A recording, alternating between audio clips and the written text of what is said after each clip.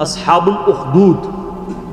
اصحاب الاخدود جو تھے یہ یمن کے پاس کرسچنز تھے. اس زمانے کے ظاہر مسلم تھے, عیسیٰ علیہ السلام پر ایمان لائے تھے, حضرت عیسیٰ کو اللہ کا بیٹا نہیں مانتے تھے بلکہ اللہ کا پیغمبر مانتے تھے. نبی علیہ السلام کی پیدائش سے تقریباً 40 سال پہلے کا یہ واقعہ ہے. لیکن اہل عرب اس واقعے سے واقف تھے کہ ایسا واقعہ ہوا تھا کہ یمن میں ایک بادشاہ نے توحید کی دعوت قبول کرنے کی پاداش میں اہل ایمان کو بہت بڑے بڑے گڑھے کھود کر ان میں آگ جلا کے زندہ جلایا تھا. سر تکلیفوں سے تو گزرنا پڑتا ہے.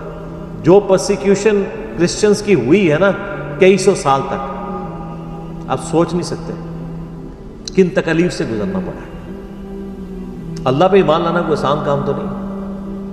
تو یہ اصحاب الاخدود کے واقعے سے یہ لوگ واقف تھے, اس کا ذکر اس میں آ رہا ہے. اس کی ڈیٹیلز آپ کو صحیح مسلم میں بالکل اینڈ پہ جا کے ملیں گی. اصحاب اخدود کا پورا ایک واقعہ ہے کہ یہ بادشاہ کون تھا.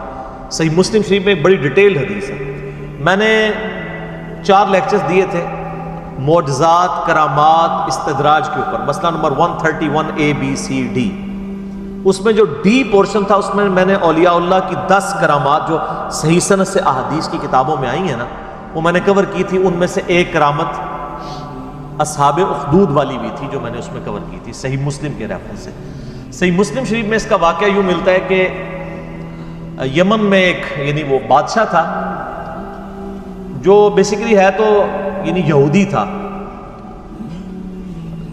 اس وجہ سے وہ عیسائیوں سے زیادہ نفرت کرتا تھا کیونکہ حضرت عیسیٰ علیہ السلام کو کرسچن جو ہے پیغمبر مانتے ہیں بلکہ اس میں غلوف کر کے خدا کا بیٹا مانتے ہیں, اور دوسری طرف یہودی کہتے ہیں کہ یہ نعوذ باللہ دجال ہے. اب ان کا آپس میں تو اکٹھ ہو ہی نہیں سکتا نا. ایک شخصیت جو ایک طبقے کے لیے خدا کے درجے پہ فائز ہو اور دوسرا اسے جو ہے نعوذ باللہ دجال اور پتہ نہیں کیا کیا الفاظ استعمال کرتے ہوں, تو ان کا آپس میں اکٹھ تو ہو نہیں سکتا.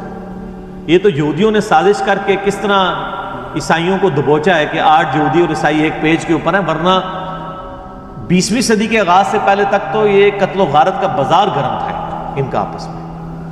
یہ تو اسرائیل جب بنا ہے اور دنیا کی اکانومی ان کے قبضے میں آئی ہے تو آج جو ہے وہ ایون یہودی مٹھی بھر ہونے کے باوجود عیسائیوں کی باغ دوڑ بھی ان کے ہاتھ میں اکانومی کی وجہ سے. تو ہم نے جس ایرا میں جس وقت میں آنکھ کھولی ہے, یہ جو زمین کی جو حقائق ہیں وہ زمینی حقائق بدل چکے ہیں, اور اس کو بدلے ہوئے 100 سال سے زیادہ نہیں ہوا. 100 سال اگر آپ پہلے چلے جائیں تو یہ جس طرح سنی شیعہ اختلاف مسلمانوں کے اندر ہے نا, اس سے بھی بڑھ کے عیسائیوں اور یہودیوں کا اختلاف تھا, جنگیں ہوتی تھیں آپس میں. بہرحال وہ یہودی بادشاہ تھا, اس نے عیسائیوں پہ ظلم کرنا شروع کیا.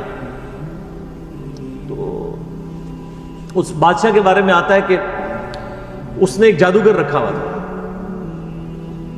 اور وہ جادوگر جب بوڑھا ہو گیا تو اس نے کہا کہ مجھے تو موت آ جائے گی, تو مجھے کوئی ایک اپنا لائق سا کوئی رعایا میں سے کوئی لڑکا ڈھونڈ کے دو جسے میں تربیت کروں اور میں اپنا سارا علم اسے ٹرانسفر کروں. تو بہرحال ایک نوجوان لڑکا بڑا انٹلیکچوئل رعایا میں سے چنا گیا, وہ جادوگر کے حوالے کیا گیا, تو وہ اسے جادو سکھایا کرتا تھا. اب وہ جادوگر کے پاس جب جادو سیکھنے جاتا تھا تو راستے میں ایک راہب تھا عیسائی, تو وہ اس کے پاس وہ لڑکا رکا کرتا تھا. اس راہب کی باتیں خدا شناسی کی, توحید کی اسے بھانی شروع ہو گئیں, حتیٰ کہ اس کا دل اللہ نے اسلام کے لیے کھول دیا. یعنی اس نے اسلام, اس زمانے میں کرسچینٹی اسلام ہی تھا, وہ قبول کر لیا. اب وہ دیکھیں جادو بھی سیکھتا تھا اور پیرلل میں دین بھی سیکھتا تھا.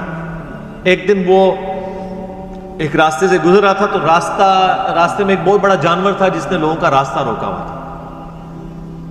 تو اس نے ایک چھوٹا سا پتھر اٹھایا زمین سے اور اس نے کہا کہ اے اللہ, اگر تیرے نزدیک جادوگر کا مذہب مردود اور اس عیسائی راہب کا مذہب مقبول ہے تو اس چھوٹے سے پتھر سے اس جانور کو ہلاک کر دے. ظاہر یہ کرامت ہی ہونی تھی, ایک پتھر سے آپ اتنے بڑے جانور کو, تو اس نے پتھر پھینکا تو وہ مر گیا. تو وہ پھر راہب کے پاس آیا تو راہب نے کہا کہ تم تو اب مستجاب الدعوات ہو گئے ہو, تو اب تم پہ اللہ کی طرف سے تکلیفیں بھی شروع ہو جائیں گی, اور جب کوئی ایسی صورتحال بنے تو تم نے میرا نام ظاہر نہیں کرنا. ظاہر ہے پھر مجھے بھی رگڑا لگے گا بیچ میں, جان بچانے کے لیے ایمان چھپانا جائز ہے. حسین تو ہر کوئی نہیں بنتا نا سر. پھر کہتے ہیں جی حسین کیوں کھڑا ہوا تھا, باقی کدھر گئے؟ باقیوں نے کوئی بیعت کر لی؟ وہ ہر ایک تو نہیں حسین ہوتا رضی اللہ تعالیٰ عنہ علیہ السلام. تو پھر وہی سلسلہ شروع ہو گیا. اب وہ صاحب کرامت تو ہو گیا, اب لوگ اس کے پاس آنا شروع ہو گئے. وہ مطلب مادرزاد کوڑی اندھے آتے تھے, وہ دعا کرتا تھا, شفا ہو جاتی تھی. کرتے کرتے جب بادشاہ تک بات پہنچی, اس نے کہا یہ کیا, یہ تو دوسرے مذہب میں چلا گیا الٹا اس کو سکھانے کے لیے. تو اس نے کہا جی اس کو تو ہم نہیں چھوڑیں گے, قتل کروائیں گے. اور وہ جب کوئی بندہ اس کے پاس علاج کروانے کے لیے آتا تھا تو وہ پہلے کہتا تھا اللہ کو ایک مانو, حضرت عیسیٰ کو اللہ کا پیغمبر مانو. تو ظاہر ہے یہاں بھی آپ کو پتہ ہے لوگ حنفی ہوتے ہیں, جب طلاق ہو جاتی ہے تو اہل حدیث اسٹامپ پیپر پہ لکھواتے ہیں میں اہل حدیث ہوتا ہوں, تو وہ کہتے ہیں ٹھیک ہے اب بیوی بھی واپس مل گئی آپ کو. حالانکہ وہ اہل حدیث اتنی دیر کے لیے ہوتے ہیں جتنی دیر کے لیے انہوں نے وہ بیوی باہر نکل کے اہل حدیثوں کو گالیاں نکال رہے ہوتے ہیں, لیکن اہل حدیثوں کو پھر بھی عقل نہیں آتی ہے. اب عقل نہ آئے تو انسان کیا کرے. حالانکہ یہ فتوی غلط ہے, میں اہل حدیث کے ساتھ ایگری نہیں کرتا ہوں 3 طلاق کے مسئلے. امت کا اجماع ہے کہ ایک مجلس کی 3 طلاقیں 3 ہیں. بالی مسئلہ لاتا ہے, میں آپ کو بتا دوں کہ آج بھی اس کی باقیات ہیں اسٹامپ پیپر لکھوانے والی. تو وہ بھی پہلے کہتا تھا اللہ کو مانو پھر میں تمہارا علاج کروں گا. تو اس طرح پھر اسلام پھیلنا شروع ہو گیا. بادشاہ کو فکر لگ گئی, تو اس نے کہا کہ بھئی اس کا علاج اب یہ ہے کہ اس کو قتل کروایا جائے. تو اس نے فوجی بھیجے گرفتار کر کے کہ اس کو پہاڑ سے نیچے پھینکا جائے.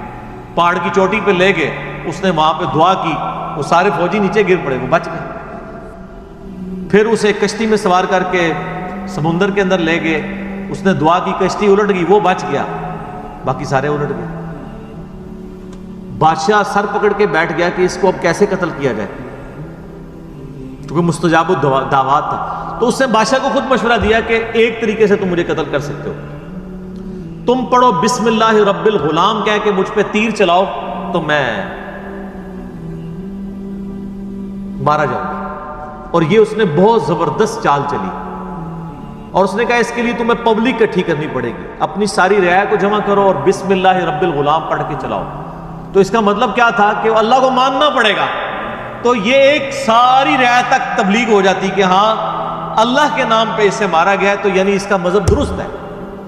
تو اس نے کہا میں نے جان تو جانی جانی ہے, تو اللہ کے لیے جائے نا, اور میں مر جاؤں اور ایسا اختلافی نوٹ لکھوں کہ تبلیغ بھی ہو جائے. حضرت حسین ابن علی نے تو یہی کیا نا, 72 بندوں کے ساتھ وہ 3 براعظموں میں پھیلی ہوئی بنو امیہ کی بدماش حکومت کا سامنا تو نہیں کر سکتے تھے, لیکن انہوں نے اپنے خون سے اختلافی نوٹ لکھ دیا کہ میں مر جاؤں تو آنے والی نسلیں یاد رکھیں کہ سچائی کے لیے کھڑا ہونا چاہے آپ تھوڑے سے بھی ہوں, اس کی پرواہ نہیں کرنی. تو آج تک دیکھ لیں دنیا میں جہاں بھی سچائی کے لیے تھوڑے لوگ کھڑے ہوتے ہیں تو مثال حسین ابن علی کے لیے کی دیتے ہیں.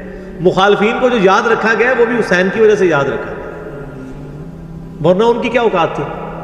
تو اس نے بھی یہی کہا کہ رعایا اکٹھی کرو پبلکلی, بسم اللہ رب الغلام پڑھ کے چلاؤ تیر تو مارا جاؤں گا. بادشاہ نے یہی کیا.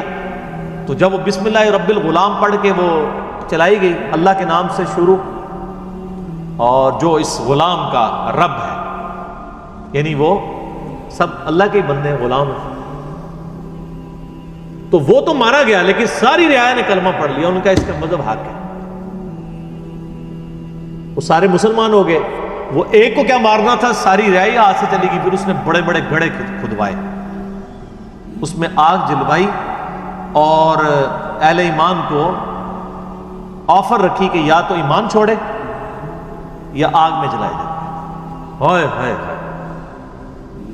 بخاری مسلم کی حدیث ہے, اس شخص نے ایمان کی حلاوت چکھ لی جس میں 3 نشانیاں ہوں. نمبر 1 اللہ اور اس کا رسول عز و جل و صلی اللہ علیہ وآلہ وسلم اسے پوری دنیا میں سب سے بڑھ کر محبوب ہوں. نمبر 2 اس کی دوستی اور دشمنی کا معیار اللہ کی ذات ہو. اور نمبر 3 کفر کی طرف لوٹایا جانا اس کے لیے اتنا ہی ناپسندیدہ ہو جائے جتنا زندہ آگ میں جلایا جانا, وہ جلنے کے لیے تیار ہو جائے, ایمان نہ چھوڑے.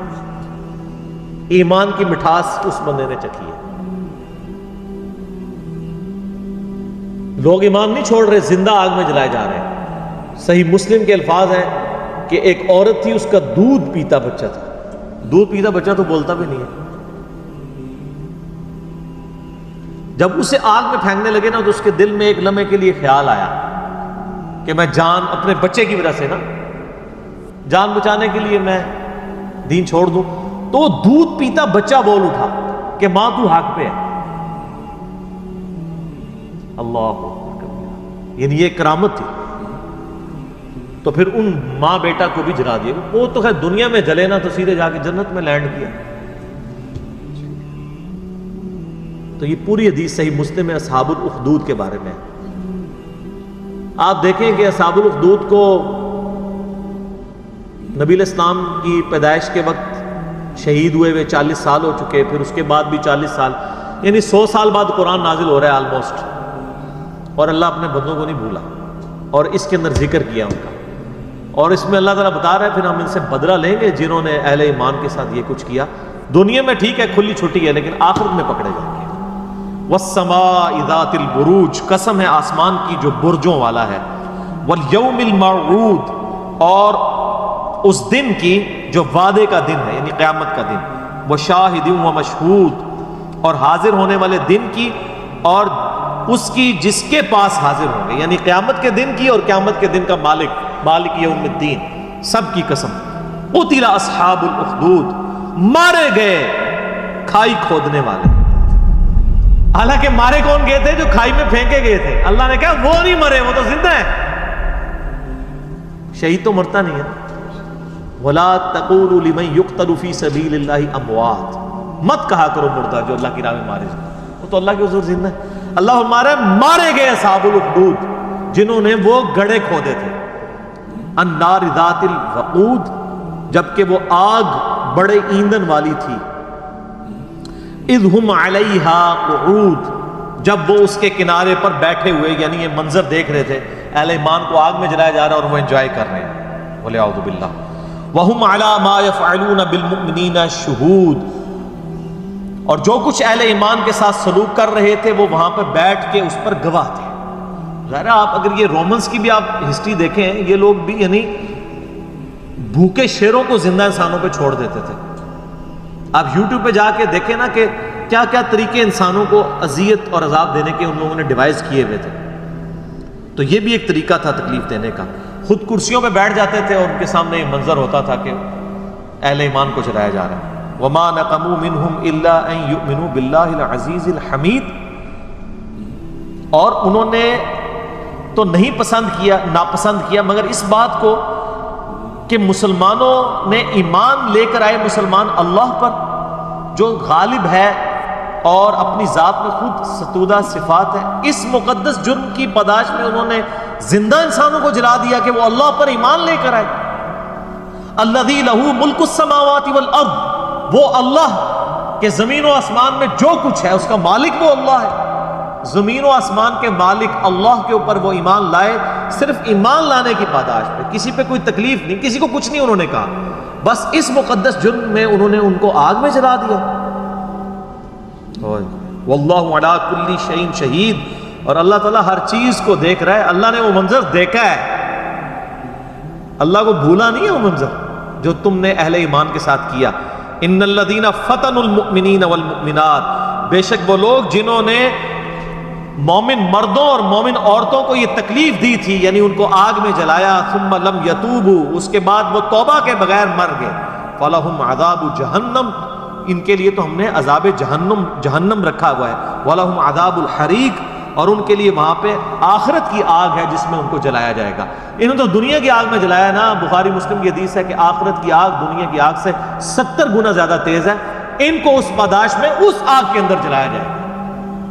اللہم اجرنا من النار، آمین.